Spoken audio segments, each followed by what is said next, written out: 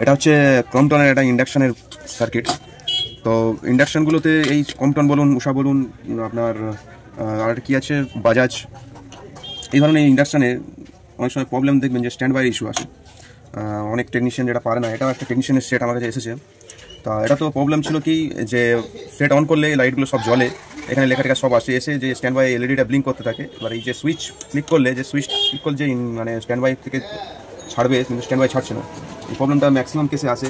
এই যে এখানে যে সাপ্লাই আছে প্যানেলের, গ্রাউন্ড, 5 ভোল্ট, এসসিএল, এসডিএ সমস্ত সাপ্লাই মেপে দেখবেন যে সবই ঠিক আছে, কিন্তু তবুও মানে এইগুলো স্ট্যান্ড বাই রিলিজ করে না। তো এটাও আমার কাছে ছিল, এইভাবে এলো, আমারও প্রচুর খাটতে হলো। খেটে অনেক ঠিকঠাক করার পরে আমি একটা কনক্লুশনে পেয়েছি যে এই ইন্ডাকশানগুলোতে এর যে এই এলইডিগুলো থাকে, এই যে প্রবলেমটা যেটা আছে স্ট্যান্ড বাই রিলিজ করে না, এই প্রবলেমগুলো শর্ট আউট করতে গেলে প্রথমে দেখতে হবে আপনাকে এই সুইচগুলো কোনো শর্ট আছে কি না। সুইচ যদি কোনো শর্ট না থাকে তাহলে দেখতে হবে যে এই এলইডিগুলো চলার পরে কি হয়, এলইডিগুলোতে লিকেজ আসে। লিকেজ আসার ফলে এর যে আইসি আছে, আইসি সেই লিকেজটা সেন্স করার পরে স্ট্যান্ড বাই রিলিজ করতে দেয় না।